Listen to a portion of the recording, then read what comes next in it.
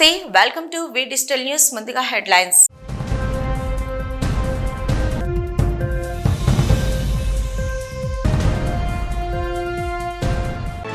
అనకాపల్లి జిల్లాలో ఏలేరు కాల్వకు భారీ గండి, యుద్ధ ప్రాతిపదికన గండి పూడ్చివేతకు చర్యలు చేపట్టిన జీవీఎంసీ అధికారులు.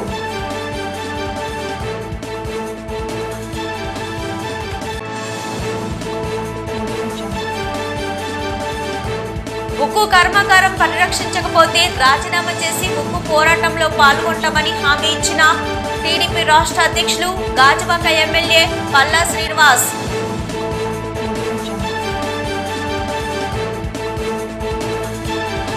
విశాఖ నడి సముద్రంలో ఫిషింగ్ బోట్ ఫైర్, తప్పిన ప్రాణ నష్టం.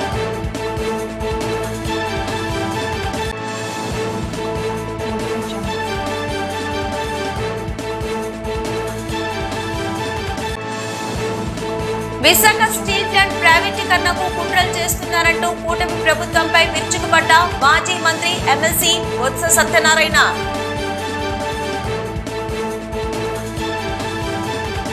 భగవాన్ శ్రీ సత్యసాయి బాబా 100వ జన్మదినోత్సవ వేడుకలలో భాగంగా శ్రీ సత్యసాయి సేవా సంస్థలు ఆంధ్రప్రదేశ్ రాష్ట్ర వేద అధ్యయన విభాగం ఆధ్వర్యంలో విశాఖ జిల్లా అధ్యక్షులు పిఆర్ఎస్ఎన్ నాయుడు పర్యవేక్షణలో చిట్టివలస శ్రీ లక్ష్మీ శ్రీనివాస కళ్యాణ మండపంలో 95వ మహాన్యాసపూర్వక ఏకాదశ రుద్రాభిషేకం ఘనంగా నిర్వహించారు.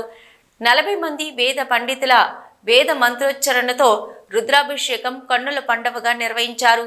శ్రీ సత్యసాయి సేవా సంస్థల విశాఖ జిల్లా అధ్యక్షులు పిఆర్ఎస్ఎన్ నాయుడు, శ్రీ సత్యసాయి సేవా సమితి చిట్టివలస కన్వీనర్ జి సత్యనారాయణ, శ్రీ సత్యసాయి సేవా సమితి zone coordinator MVV Sai Kumar తదితరులు ఏకాదశ రుద్రాభిషేకం కార్యక్రమంలో పాల్గొన్నారు.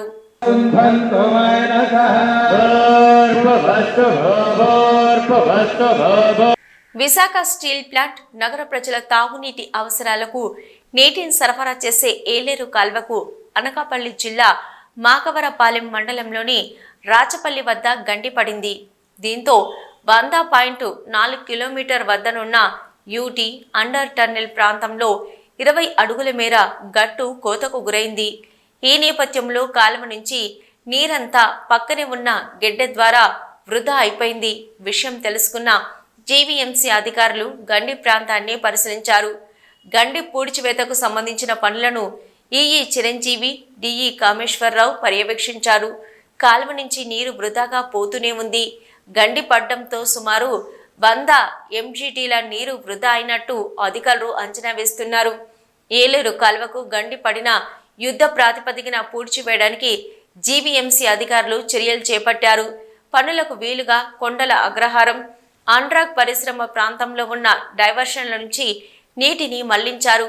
కాలువలో నీటి తీవ్రత తగ్గిన అనంతరం పనులు చేపట్టేందుకు అవసరమైన ఏర్పాట్లు చేశారు. ప్రొక్లైన్లతో పాటు గండి వద్ద వేసేందుకు ఇసుక, మెటల్ మూటను సిద్ధం చేశారు. ఉక్కు కర్మాగారం ప్రైవేటీకరణ నిర్ణయం కేంద్రం ఉపసంహరించుకునే వరకు కార్మిక పోరాటాలకు అండగా ఉంటామని విశాఖ ఎంపీ ఎం శ్రీభరత్ అన్నారు. కుర్మన్నపాలెం కూడలిలో కొనసాగుతున్న రిలే దీక్ష శిబిరానికి టీడీపీ రాష్ట్ర అధ్యక్షుడు పల్లా శ్రీనివాస్తో కలిసి ఆయన సంఘీభావం తెలిపి మాట్లాడారు. పరిశ్రమలో పూర్తిస్థాయి ఉత్పత్తికి అవసరమైన నిర్ణయం తీసుకునే విధంగా కృషి చేస్తామన్నారు. కార్మికులకు భరోసా కల్పించేందుకే దీక్ష శిబిరానికి వచ్చామన్నారు. కేంద్ర మంత్రులతో ముఖ్యమంత్రి చంద్రబాబు చర్యలు జరుపుతున్నారన్నారు. తేదప రాష్ట్ర అధ్యక్షులు గాజువాక ఎమ్మెల్యే పల్లా శ్రీనివాసరావు మాట్లాడుతూ ఉక్కు కర్మాగారం పరిరక్షించకపోతే రాజీనామా చేసి ఉక్కు పోరాటంలో పాల్గొంటానన్నారు. ఉక్కు యాజమాన్యం కార్మికుల పట్ల అనుసరిస్తున్న విధానాలను పరిశీలిస్తున్నామన్నారు. ఉక్కు కర్మాగారం ఈ పరిస్థితికి గత పాలకులే కారణమని ఆరోపించారు. గతంలో ప్రతిపక్షంలో ఉన్నప్పుడు ప్రైవేటీకరణకు వ్యతిరేకంగా ఆమరణ నిరాహార దీక్ష చేశానని గుర్తు చేశారు. ఈ కార్యక్రమంలో టీడీపీ జిల్లా అధ్యక్షులు గండి బాబ్జీ, పోరాట committee co convener J Ayodhyaram, పోరాట కమిటీ నాయకులు యు రామస్వామి, మంత్రి రాజశేఖర్, కేఎస్ఎన్ రావు, దొమ్మేటి రామ్మోహన్ కుమార్, వివిధ కార్మిక సంఘాల నాయకులు పాల్గొన్నారు. స్టీల్ ప్లాంట్లో అనేక కారణాల వల్ల స్టీల్ ప్లాంట్ ప్రొడక్షన్స్ తగ్గిపోవడం, ఒక ఫర్నేస్ షట్ డౌన్ అవడం వల్ల ఇక్కడ అందరూ ఆందోళన చెందుతున్నారు. మనం దానికి భరోసా చెప్పాలి, ఒక రెస్పాన్స్ ఇవ్వాలనే ఉద్దేశంతో వాళ్ళు రావడం జరిగింది. నిన్న ఢిల్లీలో ఉన్నప్పుడు కేంద్ర ఫైనాన్స్ మంత్రి నిర్మలా సీతారామన్ గారు కూడా కలవడం జరిగింది.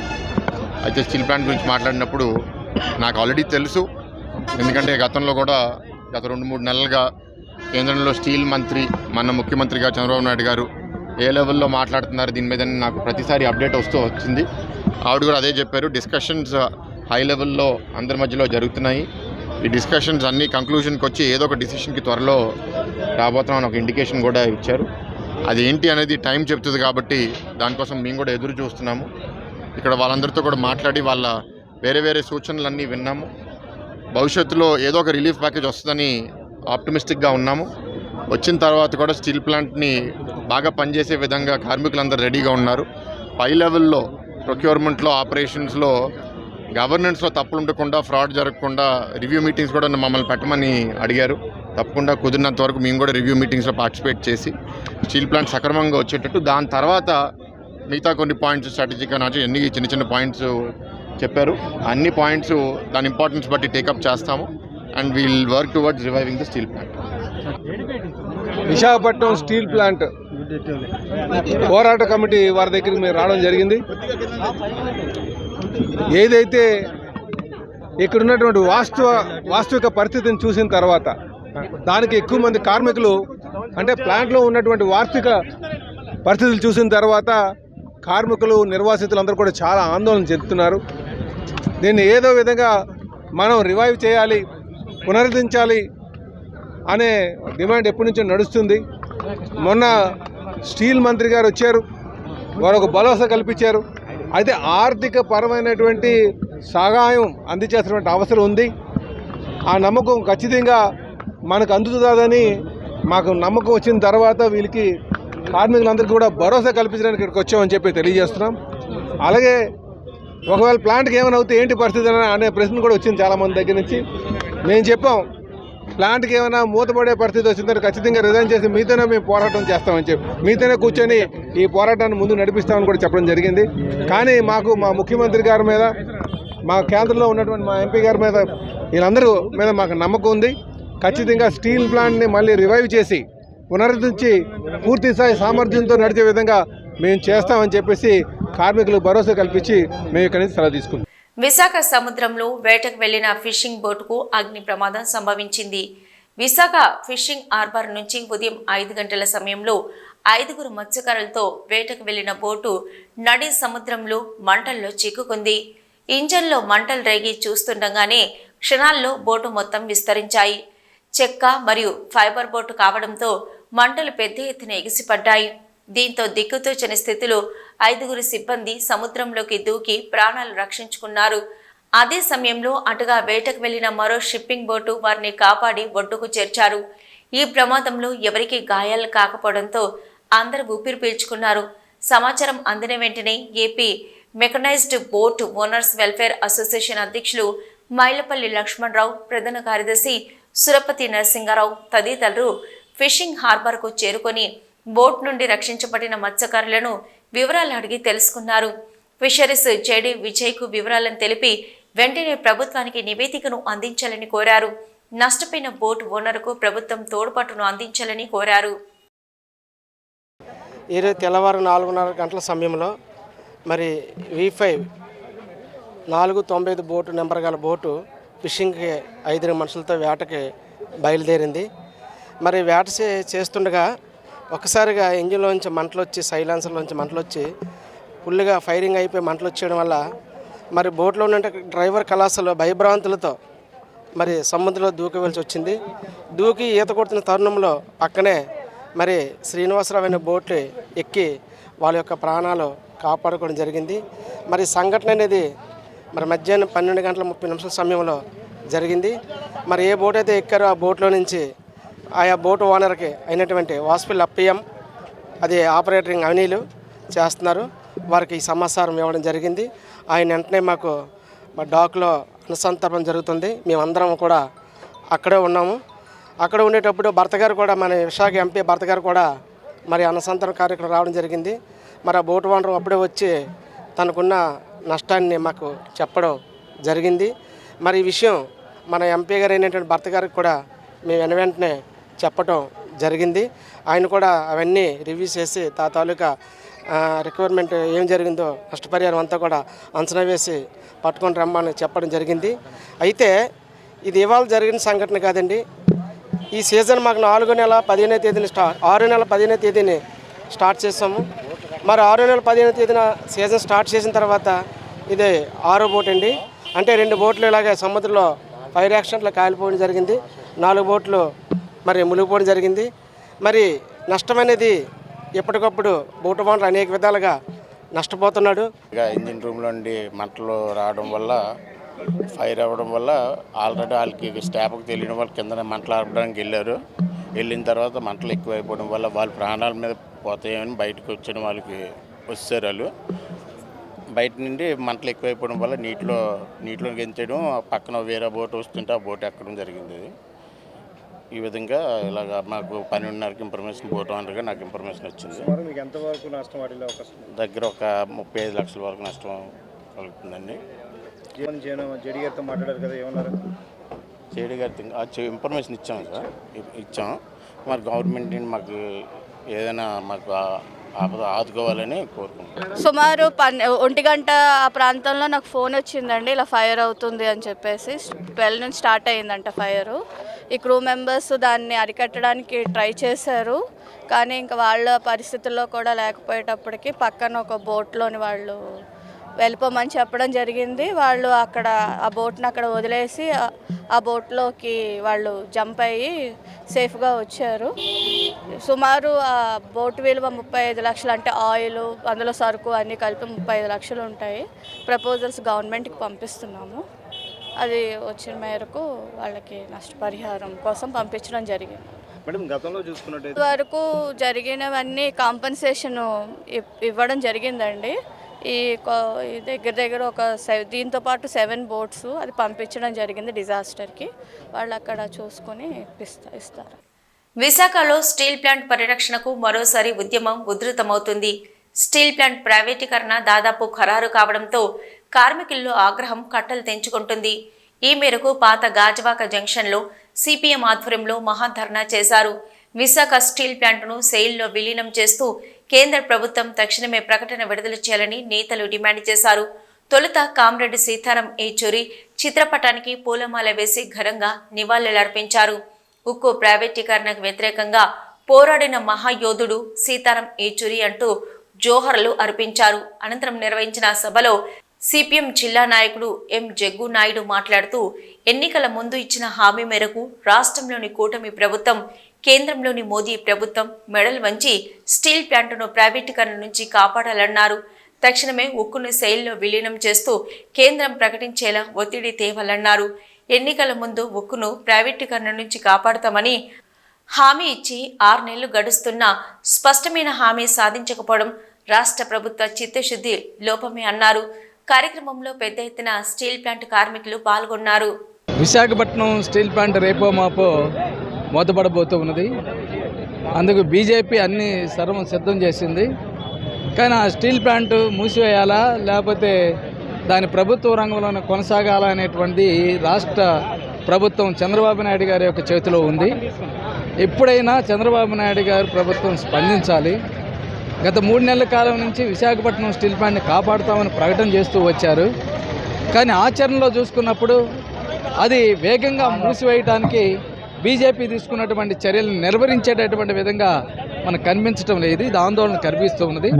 అందువల్ల చంద్రబాబు నాయుడు గారు స్పందించి విశాఖపట్నం స్టీల్ ప్లాంట్ని రక్షించడానికి తీవ్రమైనటువంటి ప్రయత్నం చేయాలి. అవసరమైతే బీజేపీ కూడా మద్దతును ఉపసంహరిస్తామని ప్రకటన చేసేలాగా కేంద్ర ప్రభుత్వాన్ని ఒత్తిడి చేయాలని మేము డిమాండ్ చేస్తాం. మినిస్ట్రీలు చేశారో మంత్రివర్గంలో, ఆ మంత్రివర్గంలోనే మళ్ళీ దీన్ని అమ్మమని చెప్పని నిర్ణయం చేయాలని చెప్పని మేము డిమాండ్ చేస్తూ ఉన్నాం. స్టీల్ మంత్రి గారు వచ్చి ఇక్కడికి ఒక ప్రకటన చేసి వెళ్ళారు, మేము స్టీల్ ప్లాంట్ని అమ్మం, స్టీల్ ప్లాంట్ని రక్షిస్తామని. కానీ వాళ్ళ ప్రకటన చేసిన దానికి విరుద్ధంగా ఇక్కడ స్టీల్ ప్లాంట్ ఉత్పత్తి అనేది రోజు రోజుకి తగ్గిస్తూ ఉన్నారు. 3 ఫర్నేసులకి 1 ఫర్నేస్ మాత్రమే నడుపుతూ ఉన్నారు. ఈ విధంగా చేస్తే రా మెటీరియల్ ఇవ్వకుండా స్టీల్ ప్లాంట్ని నడపకుండా చేస్తే స్టీల్ ప్లాంట్ మూతపడే ప్రమాదం అనేది ఉంది. మేము అందుకే చెప్తుంది ఏమిటంటే రాష్ట్ర ప్రభుత్వం వెంటనే జోక్యం చేసుకొని ఈ స్టీల్ ప్లాంట్ని పూర్తి సామర్థ్యంతో నడిపే విధంగా చర్యలు చేపట్టాలని చెప్పి మేము డిమాండ్ చేస్తూ ఉన్నాం. తెలుగోడు హక్కు అంటూ 1312 రోజుల నుంచి ఇక్కడ ఉద్యమం నడుస్తూ ఉంది. దాన్ని ఈరోజు రాష్ట్రంలో ఉన్న ముఖ్యమంత్రి చంద్రబాబు నాయుడు గారు అలాగే పవన్ కళ్యాణ్ గారు కలగజేసుకొని కేంద్రం మీద ఒత్తిడి తీసుకురావాలని గత 4 రోజులుగా కూడా ఢిల్లీలో చర్చలు జరుగుతూ ఉన్నాయి. మరో తప్పుడు నిర్ణయం జరిగితే స్టీల్ ప్లాంట్ సరిదిద్దుకునే పరిస్థితి వెళ్ళిపోతుంది కాబట్టి సిపిఎం ఆధ్వర్యంలో ఈరోజు భారీ ధర్నాను ఇక్కడ చేపట్టాం. ఈ ధర్నా ద్వారా రాష్ట్ర ప్రభుత్వాన్ని రిక్వెస్ట్ చేస్తూ ఉన్నాం, అయ్యా మీరు కేంద్రం మీద ఒత్తిడి తీసుకురండి, మీ మీద ఆధారపడి కేంద్ర ప్రభుత్వం బతుకుతూ ఉంది కాబట్టి కర్ణాటకలో 15,000 కోట్లు ఇస్తాను కుమారస్వామి గారు, విశాఖపట్నం స్టీల్ ప్లాంట్ కొన్ని వేల కోట్లు మాకు అక్కర్లేదు, మాకు కావాల్సింది కేవలం ఐరన్ ఓర్ మాత్రమే ఇవ్వండి. రిక్రూట్మెంట్తో పాటు రా మెటీరియల్ కావాలి. ఎప్పుడు సెకండరీ రా మెటీరియల్ మాట్లాడుతున్నారు. సెకండరీ రా మెటీరియల్ ఏంటంటే మన మ్యాంగనీస్, డాలమైట్ ఇవి secondary raw material. Primary coal, iron ore primary. మనకి లాన 546 మెగావాట్ ప్లాంట్ ఉంది, 346 కోల్ ప్లేస్ ప్లాంట్ ఉంది. సో మనకేంటంటే ఎన్ఎండిసి, ఓఎండిసి నుంచి మనకి మైనింగ్ లీజ్ ఉంది. ఫస్ట్ ఆఫ్ ఆల్ ఆ లీజ్ అనేది మనకి బయట పెట్టాలి, జీవోస్ అనేవి. సెకండ్ థింగ్ ఏంటంటే మనకి 15,000 crores కావాలి ప్లాంట్ రన్ అవ్వాలంటే. 3,000, 6,000 crores అయితే ఖచ్చితంగా అది అవ్వదు, ఎందుకంటే ప్లాంట్ అప్పులోనే ఉంది, 20,000 కోట్ల అప్పులో ఉంది. విశాఖలో ఏపీ కాపు టీచర్స్ వెల్ఫేర్ అసోసియేషన్ ద్వితీయ కార్యవర్గ సమావేశాలు తొలి రోజు ఘనంగా ప్రారంభమయ్యాయి.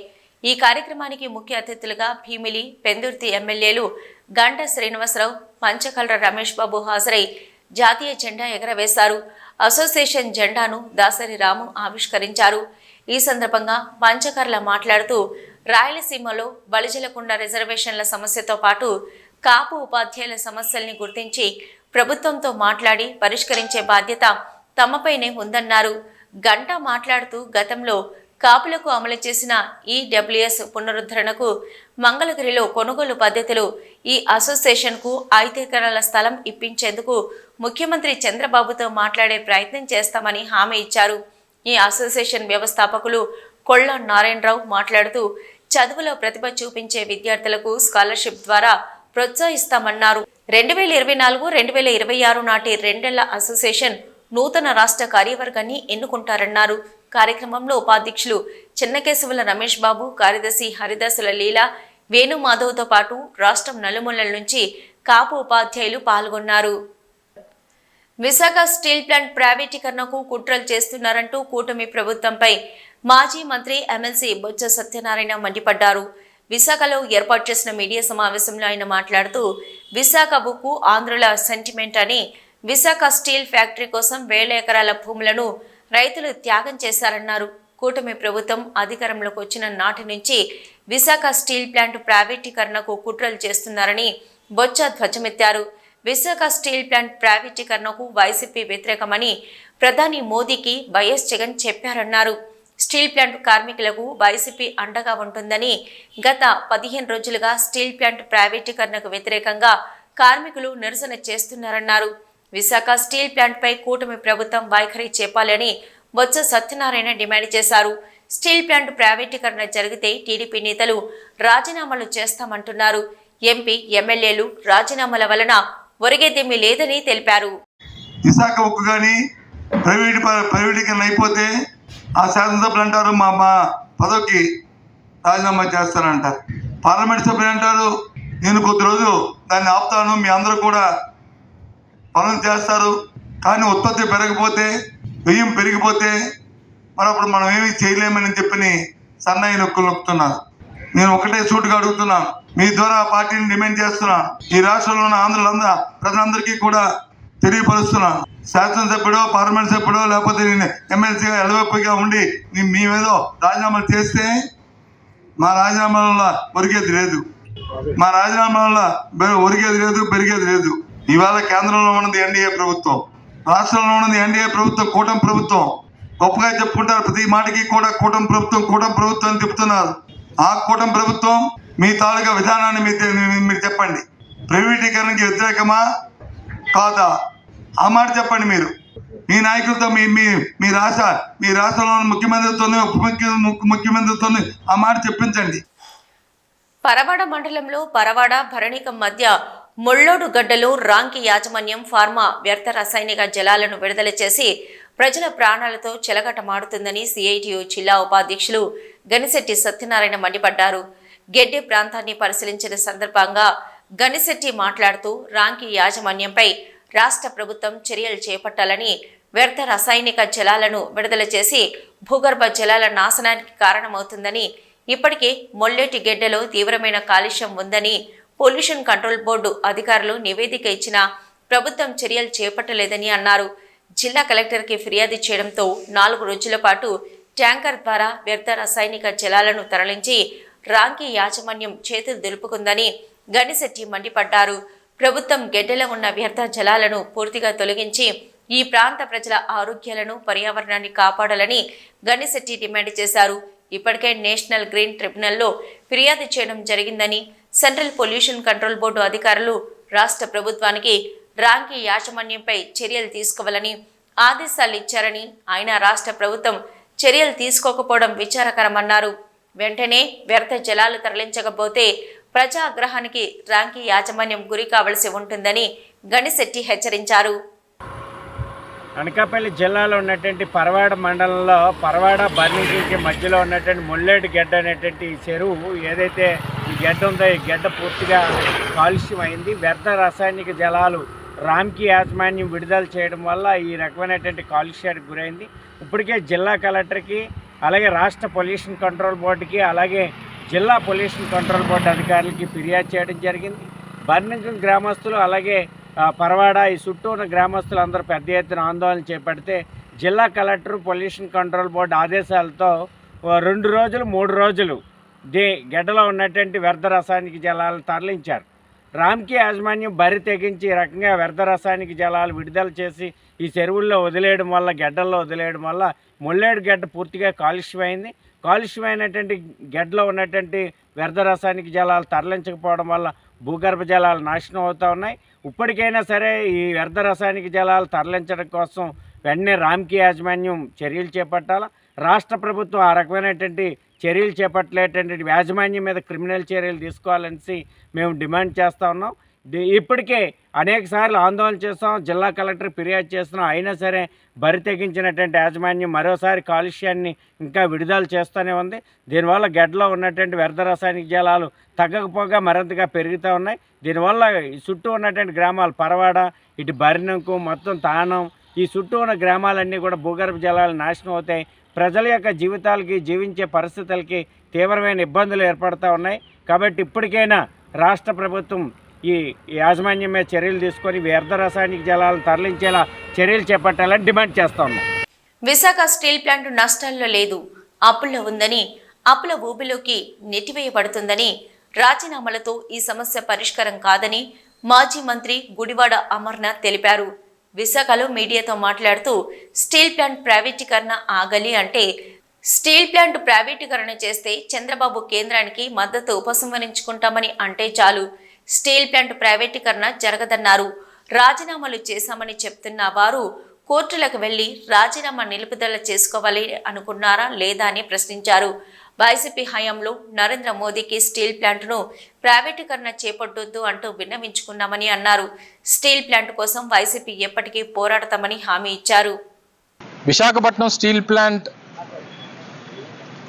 ఏ పునాదుల మీద వచ్చిందో, ఏ పునాదుల మీద ఈ ప్రాంతానికి ఈరోజు విశాఖపట్నం అంటే ఉక్కు నగరంగా పేరుగాంచిందో మనందరం కూడా చూసాం. దానికి ఎంతమంది బలిదానం జరిగిందో, ఎన్ని పోరాటాలు జరిగినాయో, ఎన్ని సంవత్సరాలు దశాబ్దం పాటు ఏ రకంగా పోరాటం జరిగిందో, అప్పుడు ఉన్నటువంటి కేంద్ర ప్రభుత్వాన్ని ఏ రకంగా మెడలు వంచి అప్పటికే ప్రపంచంలోనే అత్యంత శక్తివంతమైనటువంటి నాయకురాలుగా ఉన్నటువంటి ఇందిరాగాంధీ మెడలు వంచి సాధించుకున్నటువంటి స్టీల్ ప్లాంట్ ఈరోజు ఈ కష్టాల్లో ఉంది అనేటువంటి పరిస్థితుల దగ్గర నుంచి ఈరోజు ఒక గొప్ప అవకాశం. గతంలో మేము 5 సంవత్సరాలు అధికారంలో ఉన్నప్పుడు ఏ రోజు కేంద్ర ప్రభుత్వం నిర్ణయం తీసుకుందో ఆ రోజు నుంచి దానికి వ్యతిరేకంగా పోరాటంలో, అది ప్రత్యక్షంగా కానివ్వండి, పరోక్షంగా కానివ్వండి, ఉన్నటువంటి కార్మిక సంఘాలకి, పోరాటం చేస్తున్నటువంటి పోరాట సంఘాలకి, పోరాట కమిటీకి అన్ని విధాలుగా సహకరించినటువంటి సందర్భాలు మీ అందరికీ తెలుసు. ప్రజల సమక్షంలో అనేక వేదికల మీద కూడా నేరుగా ఆ రోజు కానీ ఈ రోజు ఉన్నటువంటి ప్రధానమంత్రి నరేంద్ర మోదీ గారిని రాష్ట్ర ప్రజల పక్షాన దీన్ని ప్రైవేటీకరణ చేయడానికి వీల్లేదు అనేటువంటి విషయాన్ని కూడా చెప్పినటువంటి సందర్భాలు, ఆ రోజు ముఖ్యమంత్రిగా జగన్మోహన్ రెడ్డి గారు చెప్పినటువంటి విషయాలు కూడా మీ అందరికీ ఈ సందర్భంగా గుర్తు చేస్తా ఉన్నా. అయితే ఈ రోజు ఉన్నటువంటి పరిస్థితుల్లో మన 12వ తారీఖున రెండో బ్లాస్ట్ ఫర్నెస్ని కూడా క్లోజ్ చేయడం మనం చూసాం. మొదటి నుంచి కేంద్రంలో ఉన్నటువంటి ప్రభుత్వం గతంలో కానీ ఇప్పుడు కానీ ఇది నష్టాల్లో ఉన్నటువంటి ప్లాంట్ కాబట్టి, ఎక్కువ నష్టాలు ఉన్నాయి కాబట్టి దీన్ని ఏదో రకంగా ఏం చేయాలి అనేటువంటి ప్రైవేటైజ్ చేయాలి అనేటువంటి ఆలోచనతో ముందుకు వచ్చింది. ఇది నష్టాల్లో ఉన్నటువంటి ప్లాంట్ కాదు, అప్పుల్లో ఉన్నటువంటి ప్లాంట్, నష్టాల్లోకి నెట్టివేయబడుతున్నటువంటి ప్లాంట్. అప్పుల్ని నష్టాల కింద చూపించి దీన్ని ఏదో రకంగా ప్రైవేటైజ్ చేయాలి అని చెప్పి ఆలోచన చేస్తున్నటువంటి ప్రభుత్వం వాళ్ళది. ఈ సందర్భంలో ఇప్పుడున్నటువంటి కేంద్ర ప్రభుత్వం వారికి ఉన్నటువంటి సొంత రాజకీయ పార్టీ బలంతో ఏర్పాటైనటువంటి ప్రభుత్వం కాదు. అనేక వారి మిత్రపక్షాలు, ఈరోజు ఉన్నటువంటి తెలుగుదేశం పార్టీ ఒక 16 మంది పార్లమెంట్ సభ్యులు,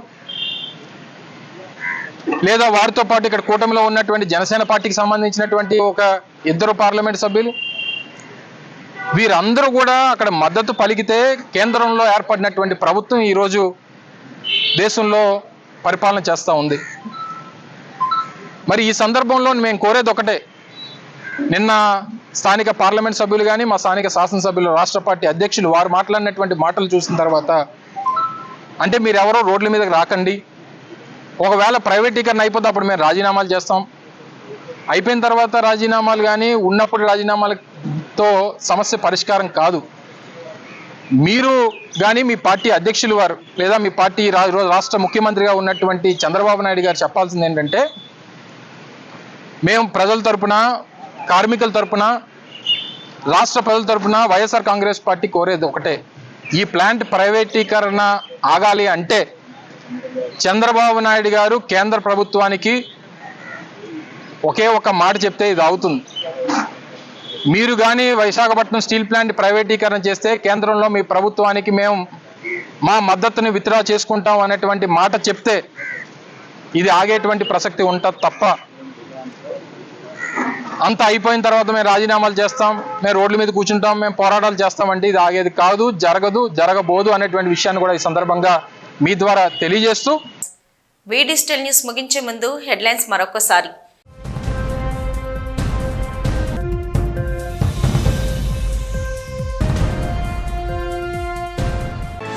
అనకాపల్లి జిల్లాలో ఏలేరు కాల్వకు భారీ గండి, యుద్ధ ప్రాతిపదికన గండి పూడ్చివేతకు చర్యలు చేపట్టిన జీవీఎంసీ అధికారులు.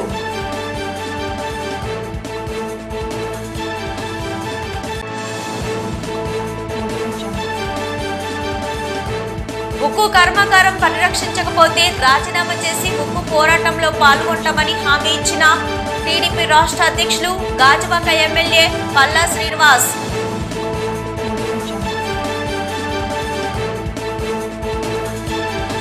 విశాఖ నడి సముద్రంలో ఫిషింగ్ బోట్ ఫైర్, తప్పిన ప్రాణ నష్టం.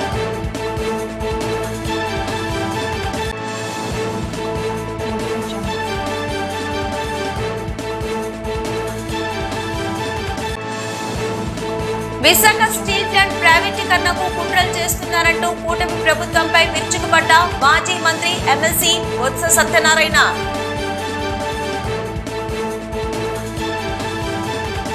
ఇవి ఇప్పటివరకున్న వి డిజిటల్ న్యూస్. నమస్తే.